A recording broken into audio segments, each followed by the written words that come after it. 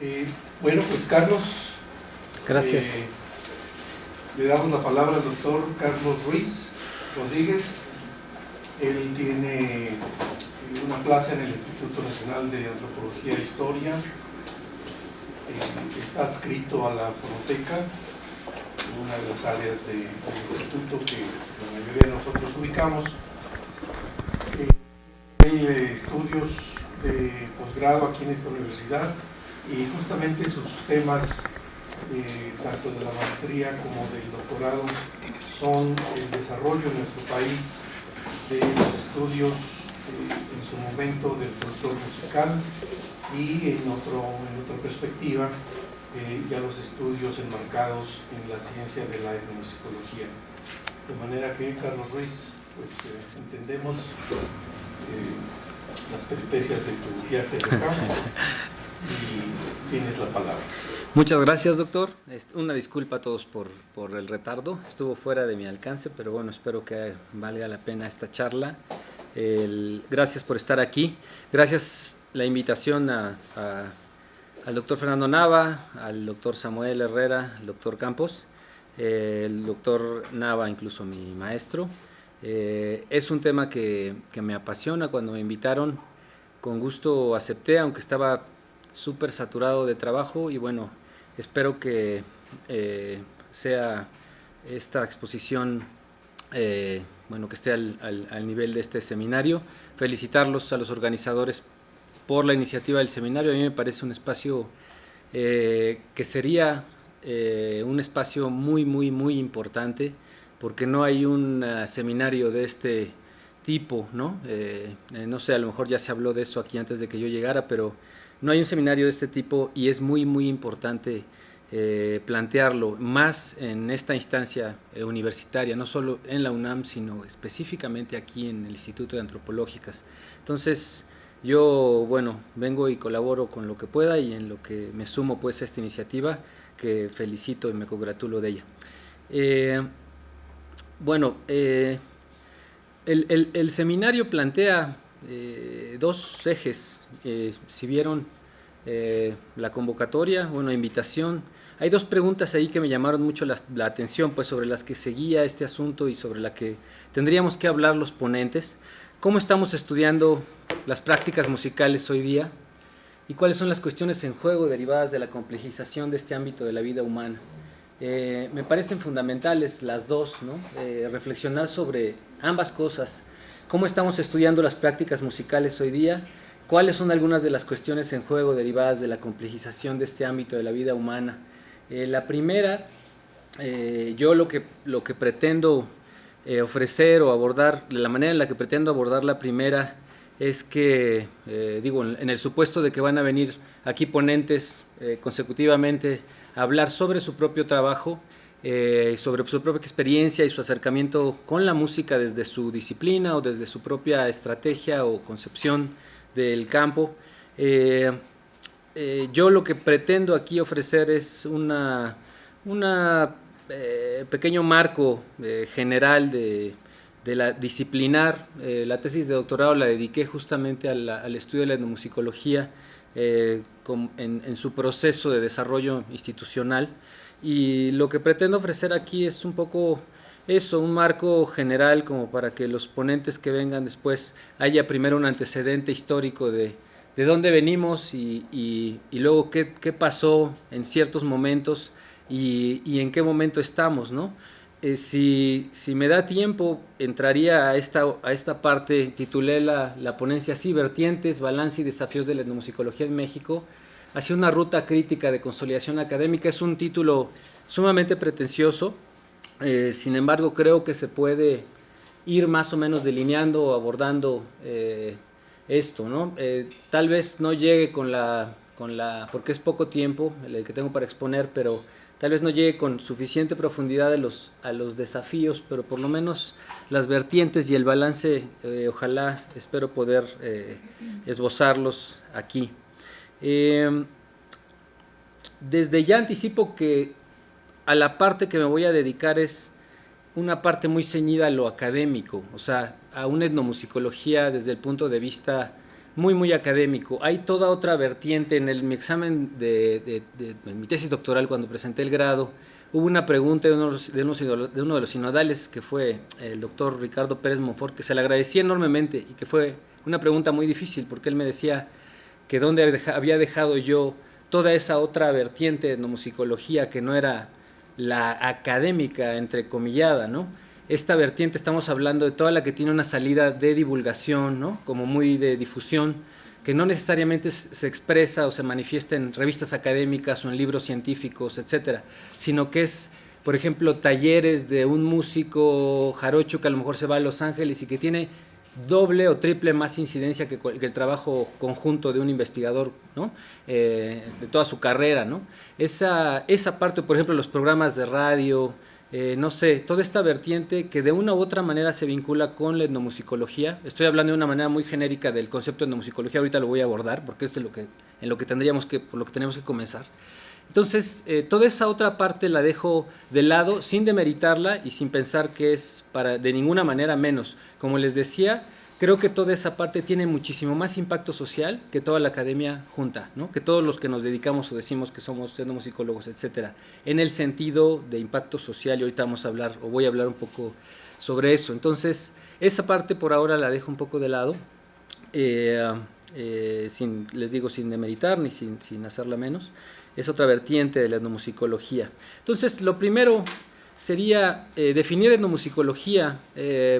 Quizá parece ocioso hacerlo, pero en una revisión que hice, tuve que revisar 120 años de producción etnomusicológica para hacer la tesis que hice, ¿no? Eso parece también demasiado, pero no es tanto. En un país como el nuestro, realmente la producción no es tanta, ¿no? Entonces es un corpus asequible. Entonces, en toda esa producción es raro, muy, muy raro, encontrar que alguien defina etnomusicología, por raro que parezca, o que defina folclore en su momento, ¿no? Yo aquí estoy partiendo del supuesto de que tenemos tres momentos históricos. Uno que es como el de los pioneros, 1882 a 1917 aproximadamente. No pude hacer una lámina, digamos, de eso, pero más o menos esbozo esa periodización, 1882 a 1917. Luego, eso como los pioneros. Luego, 1917 a 1964, la parte del folclore, lo que se conoció como el folclore musical. Y 1964 hasta nuestros días, como esta parte que denominamos etnomusicología, ¿no? El término etnomusicología se empezó a usar más o menos a fines de los años 60 en México, como retomado de la acuñación de ese propio vocablo en Estados Unidos. El vocablo supuestamente se atribuye su acuñación a un holandés que se llama Jaap Kunst, pero en realidad tomó sentido en la praxis, en el quehacer académico en la academia estadounidense a mediados del siglo XX. Entonces se retoma de allá a fines de los 60 acá, y se retoma de una manera bastante peculiar, sin reflexionarse. En Estados Unidos, toda la historia de etnomusicología tomó reflexión escrita y publicada sobre el concepto de etnomusicología, se trató de definir en papel, y realmente nunca se llegó a un acuerdo. Sin embargo, se reflexionó mucho y se publicó sobre ello, y en México es sumamente escaso eso. Entonces, no es ocioso llegar a este recuento un poco de lo que es etnomusicología. En un primer momento, en términos más internacionales, la Escuela de Berlín lo definió así: el estudio comparativo de músicas exóticas. Estoy simplificando muchísimas cosas, ¿no? Nadie dijo así literalmente, pero es básicamente como se puede conceptuar.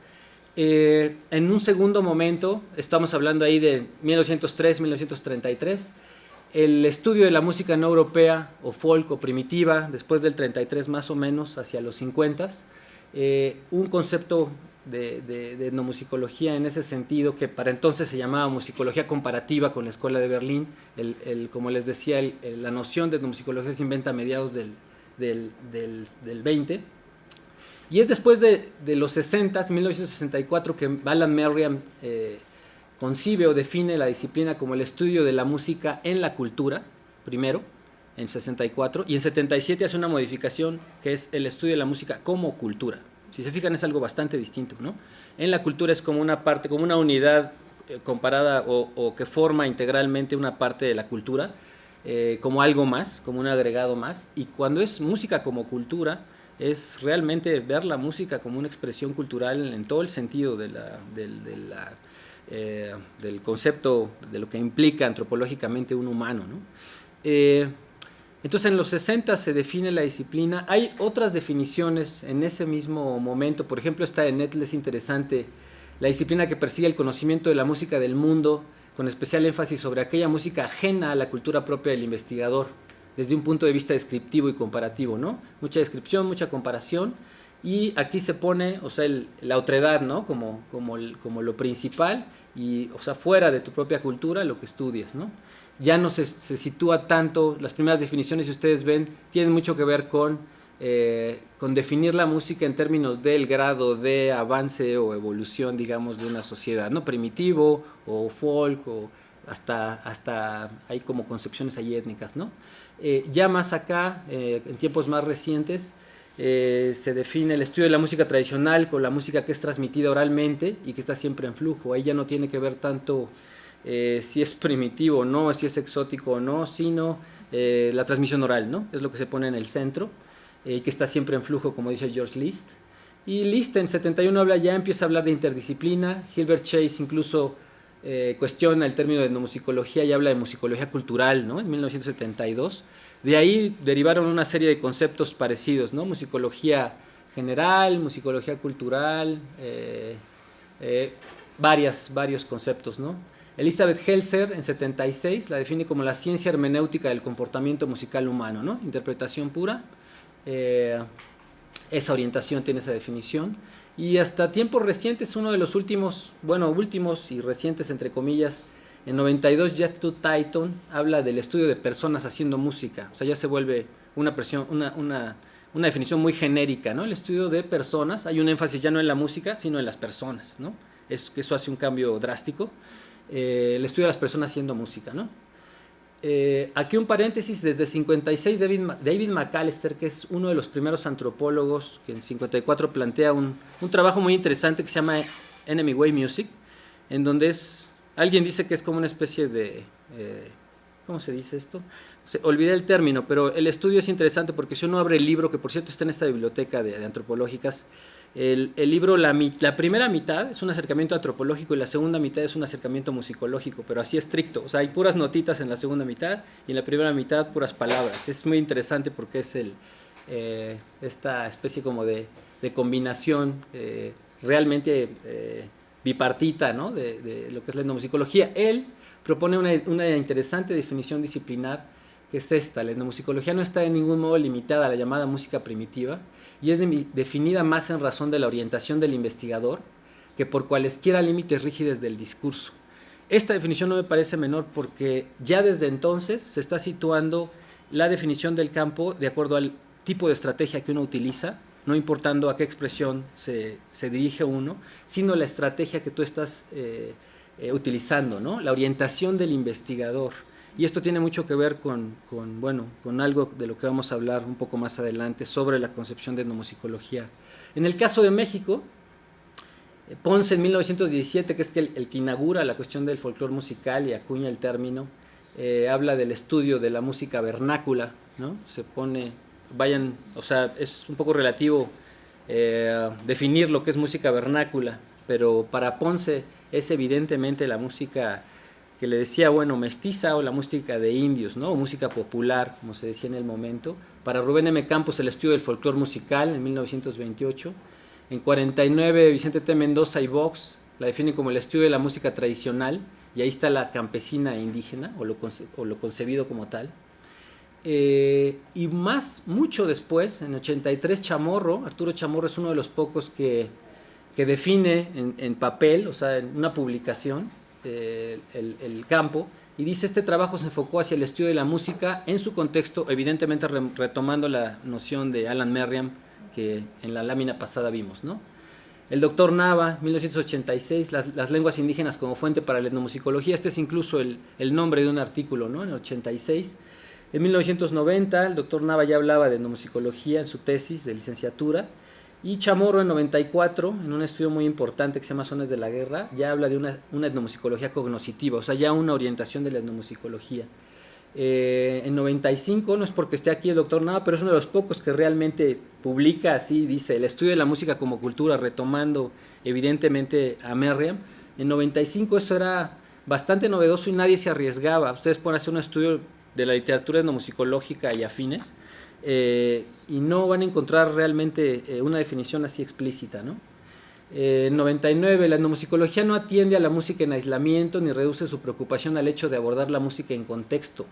Los enfoques más recientes insisten en que debe estudiarse todo lo que rodea el complejo sonoro percibido por el hombre. Y él, bueno, plantea un acercamiento más de etnociencia y etnomusicología, pero aquí lo que me parece que es muy rescatable es el complejo sonoro. Ya vamos más allá de la música, o sea, la música es una construcción, ¿no? Cultural, y vamos a un entorno, o sea, un complejo sonoro, o sea, ya va desde el carrito de los camotes hasta una sinfonía de Beethoven, ¿no? O sea, cualquier señal auditiva, ¿no?, que signifique culturalmente es estudiable, ¿no? Desde el 99. Y bueno, ya después de eso, Moedano, Sordosoy, una serie de autores usan el término etnomusicología en el título de sus publicaciones, y ahora es frecuente, ahora ya más bien es muy frecuente ver en las tesis que se habla de un enfoque o un estudio etnomusicológico de comunidad perenganita o de etnia tal o de sociedad o de pueblo tal o lo que sea, ¿no? Entonces, un repaso muy rápido sobre la cuestión de qué es etnomusicología. Las temáticas tradicionales de la etnomusicología en el país han sido abordadas por investigadores con una diversidad de bagajes de formación. Muchos de ellos no se consideran a sí mismos como etnomusicólogos, ¿no? Es una cosa también importante de señalar. De hecho, muy poca gente se asume como etnomusicólogo en realidad. Y la situación real acá en el caso mexicano tiene que ver con la propia concepción de lo que se entiende por etnomusicología. En la praxis disciplinar, todo aquel estudioso que se ha dedicado a investigar la llamada música tradicional, lo que entendamos por ella, ha sido considerado tácitamente como etnomusicólogo. O sea, aquí no hay ni un bagaje disciplinar específico o un tipo de acercamiento o estrategia metodológica o teoría, ¿no?, en específico, sino más bien el foco es estudiar la música tradicional. Hace poco una colega muy querida, la doctora Georgina Flores, me decía que hacia eso es lo que tiende ahora, ¿no? Los campos tienden a situar un campo, digamos, de la conducta humana en estudio, y entonces se acercan todos desde muchas disciplinas, ¿no? Y se trata de generar conocimiento. Y discutíamos un poco, porque yo tengo una concepción un poco distinta de eso, ¿no? Yo creo todavía en la cuestión disciplinar, creo mucho en el acercamiento desde muchas disciplinas, pero creo que una disciplina como la etnomusicología tiene estrategias específicas que generan un tipo de conocimiento específico que otras disciplinas no pueden generar, y en eso se apuntala a su propia identidad. Es muy importante, ¿no? Pero bueno, voy a hablar un poco de eso más al rato. Entonces, bueno, esto como antecedente, una revisión rápida de la etnomusicología. Entonces quedamos en que etnomusicología en general es el estudio de todo aquello que huele o se acerca a música tradicional, y etnomusicólogo es el que estudia eso. Voy a dividir la presentación en dos partes. La primera tiene que ver con el desarrollo histórico de la disciplina o de esta disciplina en términos institucionales, y la otra en la generación de conocimiento, que es abordar un poco la generación de conocimiento, que vendría a ser la columna vertebral de lo que hacemos y de cualquier disciplina. La generación de conocimiento es la justificación y la causa y razón de ser de la mayoría de las disciplinas, si no es que de todas, ¿no? Entonces, bueno, yo utilicé, partiendo de Immanuel Wallerstein y su análisis sobre la gestación de las disciplinas en Europa, en el siglo XIX en las universidades europeas, yo tomé los referentes que él toma, o los ejes de análisis o parámetros, para analizar nuestro propio caso, ¿no? Él dice que una disciplina se consolida o se institucionaliza y realmente cuaja cuando estos 5 campos tienen legitimidad dentro de instituciones, ya sean de cultura o educativas o lo que sea, ¿no? La formación profesional, o sea, se otorgan grados y hay una formación escolarizada, académica. La investigación académica, hay centros de investigación, existen los centros de investigación y plazas para investigadores. Hay sociedades de estudiosos que promueven justamente el movimiento en el campo y que son en muchos sentidos las autoridades del campo y los que legitiman o no el conocimiento, o sea, los que dicen o deciden qué es conocimiento científico y qué no, CONACYT o lo anexas. Las revistas científicas, o sea, toda disciplina tiene revistas científicas, y en este caso, o sea, hay una discusión dialogada en papel, ¿no? O sea, publicada, y están, bueno, y hay un diseño de dictaminación y por pares, ¿no? O sea, es un conocimiento supuestamente riguroso el que se produce, ¿no? Revistas científicas y acervos, ¿no? Toda disciplina tiene de una u otra manera acervos bibliográficos, en nuestro caso quizá más fonográficos que bibliográficos, pero también los hay, ¿no? Bibliográficos, fonográficos. En estos 5 ejes, lo que hice fue analizar cada uno de estos históricamente desde 1917 hasta 1995 más o menos, y lo que es destacable aquí, no les voy a hacer toda la historia de lo que indagué, pero lo que es destacable es que estos 2 momentos, o sea, el tiempo del folclore musical, les recuerdo 1917 a 1964, y el tiempo de la etnomusicología 1964 hasta ahora, analicé esos 5 ejes en estos 2 momentos, y lo que encontré es que de estos 5 ejes, durante el periodo del folclore musical, solo se consolidaron realmente, se consolidó prácticamente nada más la investigación y los acervos. O sea, que tuvieron una consecuencia durante el periodo de etnomusicología, ¿no? Los otros 3, hubo revistas científicas, sin embargo, todas esas fenecieron. Ninguna tuvo una continuidad en el tiempo. Sociedades de estudiosos también hubo, pero no hubo tampoco continuidades con las sociedades. Y la formación profesional también no pasó de cátedras que se dieron en el Conservatorio Nacional, en la Facultad de Música, ¿no? En varias instancias. Nunca tuvieron. Entonces, una de las cosas a las que llegué en esa investigación fue que el folclore realmente nunca tuvo, o sea, si ponemos como símil el desarrollo de la antropología en México, o sea, la antropología en su conjunto, tuvo una continuidad en la mayoría de estas cosas. O sea, Anales del Museo, por ejemplo, tiene continuidad hasta hoy, pues el Boletín de Lina, no sé, ¿no? Hay publicaciones que tienen 100 años, ¿no? Y en este caso no lo hubo, ¿no? En el plano etnomusicológico. Tienen mucho que ver con la situación marginal del campo por su objeto de estudio. O sea, el objeto de estudio, como decía aquí la compañera, no supe su nombre, pero tiene mucho que ver con lo que hablaba. El campo de lo musical en términos antropológicos, no tanto en históricos, pero en términos antropológicos es visto de manera muy colateral, muy marginal y muy accesorio. Porque en nuestra propia cultura, la música, no voy a decir que es accesoria, pero sí se acerca mucho al entretenimiento. O sea, esta esfera de la cultura que tiene que ver con el entretenimiento, aunque la utilizamos de manera ritual, lo hacemos de manera muy inconsciente, y esos determinismos de nuestra propia cultura se reflejan en las ciencias antropológicas, ¿no? De una manera muy, muy, muy tangible, ¿no? Entonces, tienen buena parte que ver con eso, con el desarrollo etnomusicológico es muy periférico. Y una de las condiciones de su propio desarrollo en términos históricos fue que se adosó o bien al ámbito musical o bien al ámbito antropológico y nunca logró una autonomía como tal, como disciplina. Eso es muy importante porque en el campo antropológico se adosa, o sea, se anexa como una subrama de la etnología. Es un poco como el caso de la etnohistoria, que en algún punto fue como así, como una especie de vertiente de la etnología, y que después, por obra y gracia de bastantes personas que trabajaron en la ENA, se instauró la carrera de etnohistoria, ¿no?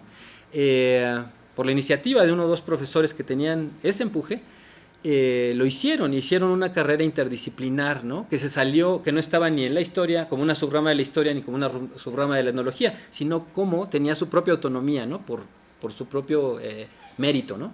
Eso no pasa con la etnomusicología, entonces se adosa al campo antropológico de manera un poco accesoria, y en el campo musical también se anexa en una división clasista de la comprensión de la música. Hay una rama de la música que estudia la música culta, ¿no? La musicología histórica, que es la que estudia toda la música culta que se les pueda ocurrir, desde el medievo hasta hoy, ¿no? Hasta la música nueva. La música tradicional o de tradición oral o lo que sea, se le dejó a los folcloristas, ¿no? Se hizo una división En el caso de la antropología, Nicolás León claramente en 1906 dice, ¿no? O sea, nosotros estudiamos todo y la música es parte del folclore, ¿no? Y el folclore, o sea, el estudio de la música en el ámbito antropológico siempre formó parte del folclore, como una más de sus vertientes dentro del estudio de los mitos, dentro del estudio de toda la literatura oral, ¿no? De las fábulas, de todo lo que abarcaba el folclore, ¿no? La danza, las vestimentas, etcétera, ¿no? Entonces siempre tiene un desarrollo colateral. Entonces eso tiene que ver con esto. Hay también una parte que es importante destacar. En 1938 el máximo representante del folclore musical en México, que es Vicente T. Mendoza, decide sacar, él hace una sociedad de folclore en México, y esta está unida a la Sociedad Mexicana de Antropología. Y él en 38 se pelea con los antropólogos y dice, no, nosotros tenemos que ser autónomos, y lo saca. Y lo saca no en vano, porque él tiene la visión de instaurar y de hacer a la larga un instituto de investigaciones folclóricas en la UNAM, al lado de estos. O se hubiera quedado por aquí alguno de esos, ¿no? Se lo plantea al rector incluso del momento, en 1962 más o menos, ya lo tiene apalabrado, pero resulta que se muere en Mendoza y no lo cuaja. Si no existiera, a lo mejor, así como existe estéticas, existiría, ¿no? un instituto de investigaciones, a lo mejor no folclóricas, o a lo mejor se llamaría así, no lo sé, ¿no? La escuela más importante de etnomusicología todavía se sigue llamando así, ¿no? En Indiana, etnomusicología y folclore, ¿no? Entonces quizás se llamaría así. Mendoza trabajó en ese sentido, trató de consolidar en la universidad un instituto, ¿no? Consolidar la autonomía, porque sabía que estando cerca de los institutos de cultura siempre iba a estar supeditado a las políticas culturales de cada instituto, si estaba dentro, ¿no?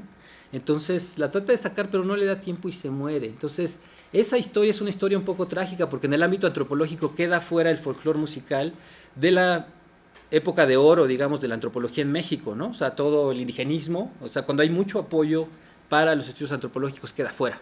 Entonces se estudia de manera muy colateral. Y en el caso de la música, del ámbito musical, más bien se vuelve como una especie de patito feo, porque es una música no legitimada.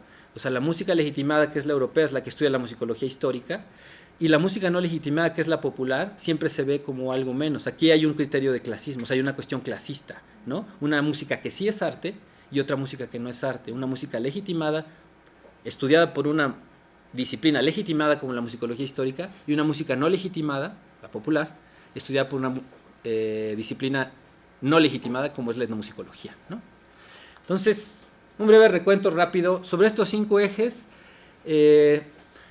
La emergencia de la etnomusicología tiene mucho que ver con los acervos, con las llamadas fonotecas en los años 70, y eso tiene que ver con coyunturas históricas de los presidentes en turno, sobre todo en en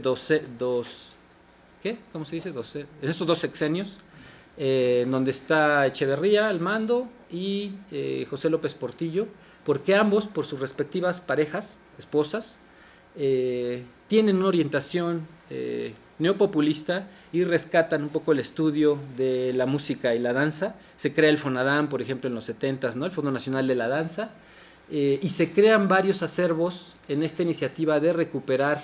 Es un momento en el que hay un fuerte impacto de la televisión en términos generales en la cultura, y hay una idea de rescate, ¿no? De la cultura, esta noción de que la música tradicional se está perdiendo y hay que rescatarla. Estas fonotecas surgen con ese objeto, con el objeto de ir a documentar a campo y luego regresar y guardar en acervos, ¿no?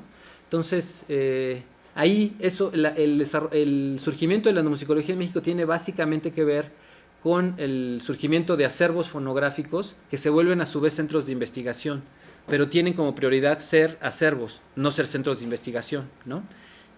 Todo gira alrededor del acervo. ¿Ah? Tienen como prioridad hacer acervos o guardar. Como prioridad tienen su prioridad principal es guardar. Ajá, porque acervo significa clasificación, todo lo demás, ¿no? El objetivo primario es publicar la música de la manera más inmediata que se pueda en LPs, ¿no? En discos, ¿no? O sea, difundir la música. Sí, están un montón. El INI tenía el departamento de, ¿qué? Centro Archivo Etnográfico Audiovisual, ¿no? Está en el caso de culturas populares en los 70s, también se crea una instancia que tiene que ver con eso, en la Dirección General de Cultura Popular primero y luego que se vuelve la Dirección General de Culturas Populares, también se hacen fonotecas. En el caso del CENIDIM, obviamente, ¿no? El Centro Nacional de Investigación y Documentación en Música, del INBA, también le da seguimiento a un proyecto que tenía la SEP desde los años 20 con acervos y consolidan un acervo, ¿no? Está muy pegado también el desarrollo del propio centro de investigación a la confección de fondos y acervos documentales y fonográficos. Varios de ellos, como el INA y el INI, tienen como primer propósito publicar, ¿no? Divulgar de la manera más expedita, ¿no? Dar a conocer, rescatar, hay mucho esta idea del rescate. De hecho, hay una marca que se llama Sensontle, de discos LP, que se juntan, hay muy poco dinero en ese momento, y se juntan varias instituciones para justamente juntar dineros y entonces publicar todo sobre, se publicó ahí, no sé, música del costumbre, no me acuerdo, hay varios títulos, ¿no? De músicas tradicionales que se publican en ese momento. Estamos hablando más o menos de los 70s, de los 80s, ¿no? En ese momento es que se cuaja la disciplina, pero es centrada en esto, en los acervos y la investigación. No hay sociedades de estudiosos, o las que hay, a la larga fenecen, algunas por inanición, diría Gabriel Moedano, ¿no? Otras, como dice el doctor Nava, por estatutos también fenecen, ¿no? Hacen un trabajo muy importante todas, pero todas son a motu propio, o sea, son investigadores que tienen la fortuna de poder participar, pero no están respaldados de manera institucional, o no necesariamente, ¿no? No con el peso que deberían de haber sido respaldados, ¿no? Las revistas igual, no hay revistas científicas. Ese es un punto muy interesante y muy importante, porque cuando uno no tiene una revista, por lo menos una, en una disciplina, que sea el punto de diálogo, toda la generación de conocimiento se dispersa. Y entonces la presencia del campo se difumina. O sea, no hay una presencia de la disciplina como tal en términos de las ciencias sociales, por ejemplo, ¿no? O sea, cuando ustedes tienen una revista de, no sé, de historia, ¿no? O hay que pensar en, no sé, en X revista especializada, o en un tema, por ejemplo, ¿no? Estudios mesoamericanos, no sé, estudios novohispanos, ¿no? Toda esa generación de conocimiento se concentra y hay un diálogo, ¿no? Continuo ahí. Pero cuando no hay una revista, o la mayoría de los investigadores publican aquí y allá, y entonces la generación de conocimiento se dispersa y no hay presencia disciplinar en términos académicos, ¿no? Eso no ayudó, ¿no? En buena parte. Y la formación es la única que realmente cuaja en términos duros en etnomusicología, pero aquí también hay una peculiaridad. Si se dan cuenta, todo está lleno de peculiaridades, ¿no? La formación profesional cuaja en 1985 a partir de un taller que venía de los años 70 sobre folclore musical. Cuaja en 1985. Hay un pugilato entre el CENIDIM, la ENA, el Conservatorio y la Facultad de Música de la UNAM por abrir la carrera. Hay una especie de competencia, ¿no? Interesantísima, se puede documentar eso históricamente. Y al final acaba ganando la que es hoy la Facultad de Música de la UNAM, ¿no? Otro cantar a lo mejor hubiera sido si hubiera ganado la ENA, hubiera sido quizá muy distinto, o el CENIDIM, no sé, hubiera sido muy, muy distinto, ¿no? Y siempre hubo ese interés en la ENA, pero nunca llegó a consolidar, siempre al nivel de taller, ¿no? Hubo un movimiento, hay PIFs y todo, pero nunca una carrera. Entonces, al final se acaba cuajando en el ámbito musical, que es la Facultad de Música, pero eso es un poco contraproducente porque las instancias de investigación o las plazas de investigación están en el ámbito antropológico y no en el musical. O sea, los que apoyan la investigación de la música tradicional, en todo caso, es más el ámbito antropológico que el musical, ¿no? Entonces la formación acaba quedando en el ámbito musical, pero la investigación en el ámbito es como un poco esquizo, ¿no? O sea, se va de un lado y otro. Eso no ayuda en términos de consolidación disciplinar, en términos históricos, ¿no? Aquí estoy hablando de manera muy rápida y muy reducida, ¿no? Estoy hasta caricaturizando algunas cosas, pero en términos generales un poco eso es lo que pasa. Yo no tengo esa información, no sé, ¿existe la carrera de etnomusicología dentro de la Facultad de Música? Sí, perdón, me fui muy rápido, sí. ¿Cuántos años? ¿Cómo funciona? Sí, se instaura en 1985, o sea, la carrera estaría cumpliendo 95, 2005, 30 y a tantos años, ¿no? 31. Empieza con un plan de estudios específico, se hizo Mucho de todo esto que platiqué ahora de manera muy rápida, vuelo de pájaro, tiene que ver con coyunturas específicas. Así como platiqué lo de la coyuntura de los presidentes y sus esposas y la confección de ciertas instancias, la carrera tuvo también que ver con eso. Y el fundador de este instituto tuvo que ver de manera central con eso, que fue Litvak, el doctor Litvak. Él conoció a Felipe Ramírez Gil, se conocieron. Felipe Ramírez Gil fue a tomar clases con él a la ENA. Y bueno, Litvak era un melómano, no sé si lo sepan, pero un melómano tremendo. Ahora su acervo, por fortuna, está aquí, lo están catalogando y todo para fortuna de todos los que estamos aquí, porque era un extraordinario coleccionista de música. Tiene música de lo más extraordinario que se puedan imaginar este acervo, y cuando se acabe de clasificar y catalogar va a ser un verdadero gusto, ¿no?, acceder a ello. El doctor Litvak, con la visión enorme que tenía de esa generación, ¿no?, de formaciones integrales en todos los sentidos, que sabían de lingüística y de arqueología y de etnohistoria y de todo, supo tener ese tacto y esa sensibilidad para saber que era muy importante una carrera, ¿no?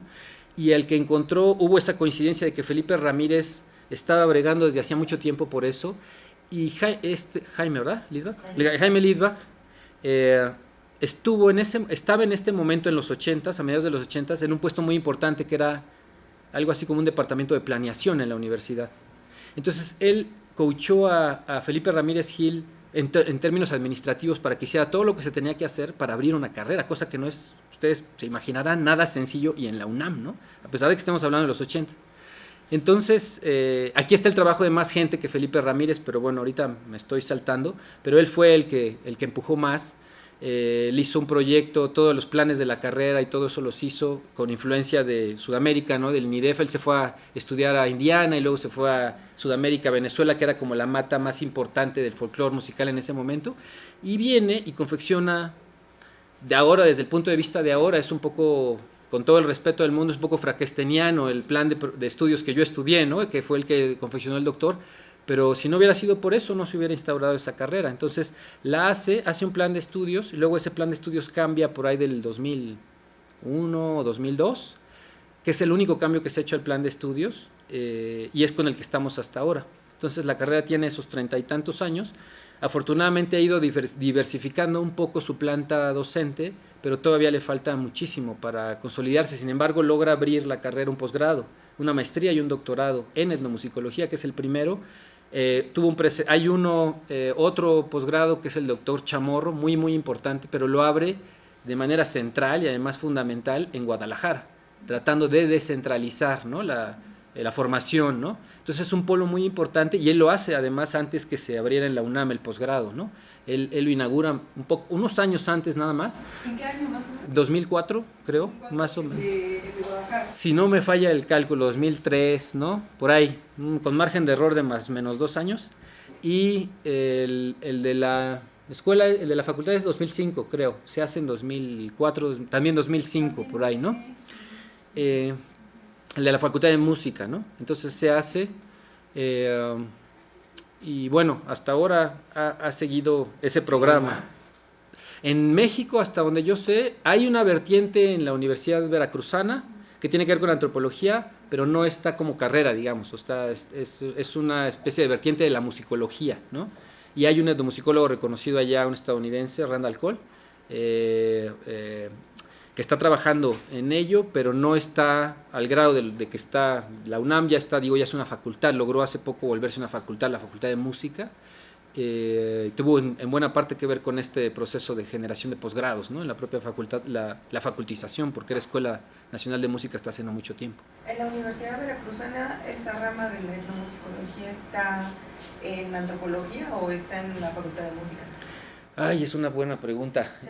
Ahí habría que meterse ahora sí que a la página y ver, porque yo no tengo la duda, no estoy muy seguro. Está en la Facultad de Música, entonces la abrieron en música. ¿Está dentro de musicología? ¿Como rama de musicología? Creo que sí. Estoy un poco desinformado. Pero eso es como nuevo, ¿no? Más o menos, ha de tener como. Randall Cole tiene ahí como unos 8 años, yo creo. Pero empezó ahora sí que picando piedra desde cero hasta que logró más o menos. Y también tiene que ver muchas cosas, ¿no? Veracruz, ya saben, ¿no? O sea, Veracruz, un estado con mucho dinero, ¿no? Que tiene una universidad veracruzana, que tiene el son jarocho además, o sea, bueno, que tiene expresiones musicales que son, digo, taquilleras, ¿no? En el mejor sentido de la palabra. Entonces se presta, ¿no? No es lo mismo que, digo, si yo quisiera hacer eso con el son de Artesa en Guerrero, ¿no? O sea, ¿qué estado, no? O sea, ¿qué distancias, ¿no? Pero además Veracruz tiene unos antecedentes también muy importantes. Sí, sí. La orquesta, ¿no? La primera orquesta. Sí, musicales en general, ¿no? Y un proyecto muy importante en un momento dado donde había muchísimo dinero Sí. para apoyar grupos artísticos. Sí, sí. ¿No? Había la orquesta popular, el grupo de jazz. Sí. Jalapa, ¿no? Está todo Jalapa, ¿no? El movimiento de Jalapa. Digo, proyectos muy, muy importantes. Sí, y antropológicamente también, o sea, un movimiento muy fuerte, pues, antropológico, entonces coincide, ¿no? No es gratuito, pues, donde realmente ha aflorado, no es gratuito que aflore, ¿no? Entonces, bueno, un poco estas cuestiones quería tocarlas, aunque sea un poco abuelo de pájaro. Si me da tiempo, todavía tengo tiempo. Sí, perfecto. Entonces, para entrar un poco más en esta cuestión que tiene que ver con la generación de conocimiento como tal, ¿no? Que es la columna vertebral. Toda esta generación de conocimiento habría que verla encima de esta base histórica del desarrollo del campo, ¿no? Y no aislada de ello, ¿no? Es muy importante verla en conjunto. El desarrollo ha sido sumamente peculiar. En el caso, yo con la investigación que hice me di cuenta de que tenía, y bueno, aquí no hice un breve recuento y un estado de la cuestión de quienes han trabajado sobre esto que estoy hablando. Esto yo no me lo investigué yo solo ni nada, o sea, hay una serie de precedentes de investigadores que han trabajado esto. No ha sido el fuerte de la disciplina historiarse a sí misma, o sea, no hay ni de lejos algo que se parezca a las historias de antropología, ¿no? A Carlos García Mora, o no sé, o a Cross o Messi Russo, o lo que sea, ¿no? O a la historia, por ejemplo, a qué es historia o algo por el estilo, pero ha habido acercamientos, generalmente, bueno, supeditados a uno de estos dos ámbitos, o el antropológico o el musical, tratando de historiar, ¿no? Entonces, digo, en eso me he basado en mucho sobre esto que estoy hablando, ¿no?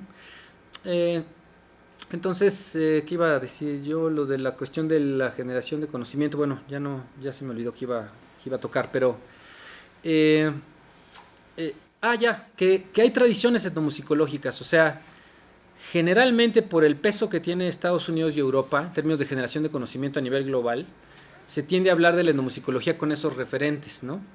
Y lo que pasa ya es, pues, son los que parten el queso casi en términos de legitimidad académica. Entonces tiene una repercusión muy fuerte hacia afuera en todas las disciplinas, ¿no? Todos los saberes. Una de las cosas acá que se vuelven muy interesantes es que hay tradiciones etnomusicológicas y no una etnomusicología, sino hay tradiciones etnomusicológicas por país, y las tradiciones etnomusicológicas, por ejemplo, de Latinoamérica son sumamente distintas a las euroestadounidenses, ¿no? O a las asiáticas, por ejemplo, o al desarrollo africano, ¿no? Eso es importante señalarlo, porque, y todavía en el caso latinoamericano hay distancias profundas. Por ejemplo, el caso de Cuba es un caso prácticamente sui generis y aislado por las condiciones que evidentemente todos conocemos del desarrollo de la isla, ¿no? En general, ellos tienen una musicología sumamente influida por la parte, ahora sí que por el lado exsoviético, desde Alemania, desde Berlín, ¿no? A la derecha, y tienen una influencia muy fuerte justamente de la escuela alemana, ¿no? De la musicología comparativa, y toda la herencia, incluso hasta soviética, ¿no? En su musicología, y su musicología tiene un desarrollo muy fuerte en los 80s, que en mucho supera el desarrollo de las etnomusicologías de Latinoamérica en su conjunto, ¿no? Es muy interesante. Luego, bueno, por el caso y las condiciones socioeconómicas, económicas y políticas de Cuba, no tiene el desarrollo que pudo haber tenido, pero en realidad hacen cosas muy, muy importantes, ¿no? Brasil también, ¿no? Creo que en el caso antropológico también se puede hacer unos ciertos símiles, ¿no? Brasil también es como una especie de continente aparte, ¿no? Por obvias razones, ¿no? El tamaño, el alcance, etcétera, ¿no? Carlos, por ejemplo, en este caso como el de Cuba, históricamente es la musicología cubana, no etnomusicología cubana, pero la temática sí se está diversificando. Está abordando temas etnomusicológicos y la musicología cubana. Qué bueno que lo tocas. Aquí me salté esa discusión de musicología. En Cuba se comprende una sola ciencia, como una sola disciplina o ciencia como musicología, y esa musicología estudia cualquier rama de la expresión sonora humana, ¿no? O sea, ahí no hay, idealmente por lo menos, o en el plano del discurso político no hay diferencias, ¿no? Ninguna diferencia. Entonces se estudia al parejo a Mahler con las rumbas de Matanzas o lo que sea, ¿no? O sea, no hay esta distancia tan marcada como lo hubo acá. Acá desde las instancias institucionales hizo una división.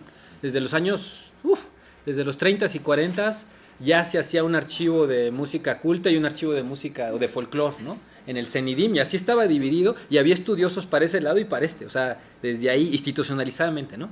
En el caso cubano es muy distinto, la musicología ampara todo, el estudio de todo, y justamente su desarrollo se ha abierto de una manera tremenda, ¿no? Al estudio desde bastante temprano, ¿no? Se diversificó muchísimo la temática. Metodológicamente no han abrevado tanto porque también la isla se aisló, ¿no? Pero lo que desarrollaron lo explotaron a fondo. Hicieron mucho trabajo, por ejemplo, la isla hizo trabajo de campo y documentaron música de Angola, por ejemplo. Salieron a África, ¿no? A colaborar en los movimientos, ¿no? En las todas las cuestiones, los problemas que hubo en Angola, ¿no? En el centro de África en general. Y fueron a reforzar y mandaron investigadores musicales, por ejemplo, a documentar, ¿no? Y algunos de los mejores artículos escritos por latinoamericanos sobre África son de cubanos, ¿no? Documentaron cosas muy interesantes, ¿no? Entonces tienen un desarrollo particular.